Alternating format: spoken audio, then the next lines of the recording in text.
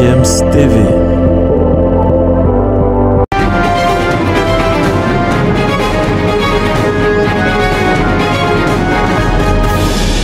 Alors merci pour ce petit cours d'arabe, Stéphane. Nous sommes sur Sport Matin, donc malgré le retard, vous allez quand même nous suivre.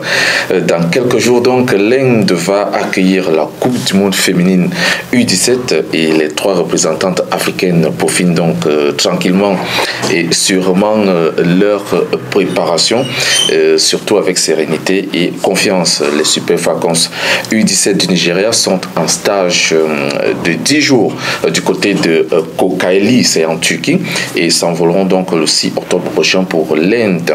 Il faut noter que les Nigérianes étaient absentes lors de la dernière édition de cette Coupe du Monde U17 et c'est la 6e fois qu'elles vont donc disputer cette compétition avec comme sélectionneuse Oloukere. C'est donc dans le groupe B qu'elles sont logées, les Nigérianes, avec l'Allemagne, la Nouvelle-Zélande et puis le Chili. Parlons d'une autre sélection, notre représentant africain dans cette Coupe du Monde U17, c'est la Tanzanie. La Tanzanie est donc actuellement en Angleterre. L'équipe nationale tanzanienne U17 est donc actuellement en Angleterre pour préparer sa Coupe du Monde féminine U17. C'est donc pour la première fois que ce deuxième représentant africain va donc prendre part à cette compétition. Ce sera donc une compétition où on verra, n'est-ce pas, des jeunes pépites du football féminin se mesurer. C'est sur donc une victoire de 3-0 que les Serengeti Girls sont donc venus à bout de Southampton, équipe anglaise de Premier League, au Southampton Stadium du côté de l'Angleterre. C'était donc une victoire 3-0 dans ce match de préparation des U17 féminins de la Tanzanie. Parlons d'une autre équipe africaine qui va prendre part à cette compétition. Ce sont les Lions de l'Atlas U17 du Maroc. La 3e représentante africaine dans cette compétition a donc quitté le Maroc ce vendredi pour l'Inde avec 21 joueuses qui vont donc composer l'effectif qui disputera donc sa première Coupe du Monde féminine U17. La compétition se joue, il faut le noter, du 11 au 30 octobre prochain du côté de l'Inde.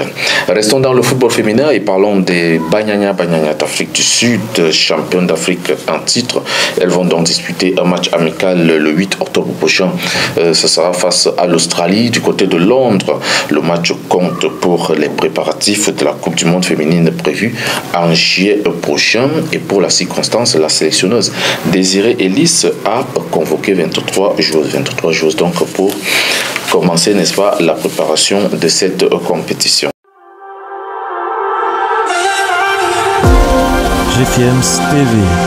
On va quitter le football féminin et parlons cette fois-ci de Pitso Mosimane. Pitso Mosimane est donc l'ancien entraîneur de Al Ahly du Caire et du Mamelodi Sundowns d'Afrique du Sud se lance vers un nouveau défi avec un autre club, mais cette fois-ci c'est du côté de l'Asie. Après son limogeage donc dans le club égyptien de Al Ahly du Caire, le technicien sud-africain retrouve du service dans un club de 2e division en Arabie Saoudite, c'est Al Ahly Sporting Club. Le premier challenge est donc pour le Sud-Africain de faire monter cette équipe en première division saoudienne. On va revenir dans le sport féminin, mais cette fois-ci c'est du volleyball. La Coupe du Monde féminine de volleyball se joue donc en ce moment. Les Lions indomptables du Cameroun, championnes d'Afrique en titre, ont donc essuyé hier une 4e défaite, face au Porto Rico en 3 manches.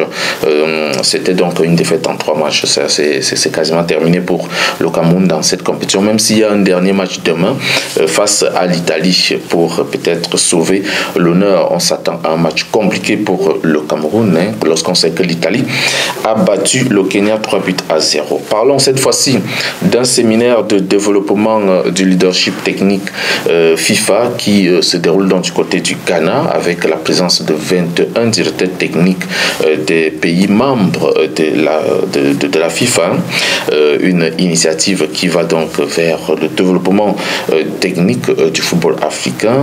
On va aussi parler cette fois de l'orientation sur les aspects liés à la détection et à la formation. Il faut donc multiplier des actions pareilles du côté de la FIFA pour promouvoir la détection et puis la formation du côté des jeunes footballeurs africains. On va aussi terminer cette édition de Sport Matin par le tirage au sort. Le tirage au sort du CHAN 2022. Je vois Stéphane qui me fait des clins d'œil, peut-être pour me rappeler quelque chose. Mais là, on tire à la fin de notre émission, puisqu'on parle ici du tirage au sort du CHAN 2022. C'est la réalisation et on respecte Monsieur Stéphane. Je crois que je suis dans mon timing. Ce tirage au sort se fera donc demain samedi, du côté de l'Algérie, dès 18h. On a enregistré déjà 18 sélections qui sont donc qualifiées officiellement pour cette 7e édition du CHAN que l'Algérie va abriter du 13 janvier au 4 février 2023. On note un seul nouvel arrivant du côté dans cette compétition, c'est le Madagascar qui sera donc pour la première fois admis à prendre part à ces CHAN africains.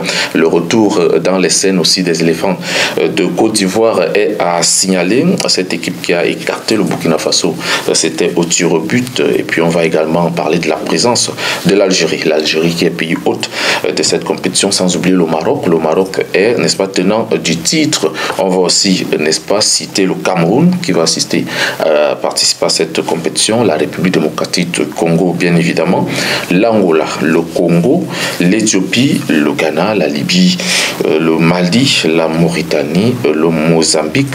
Il y a le Niger également, puis l'Ouganda, le Sénégal sera également présent, et puis il y a le Soudan.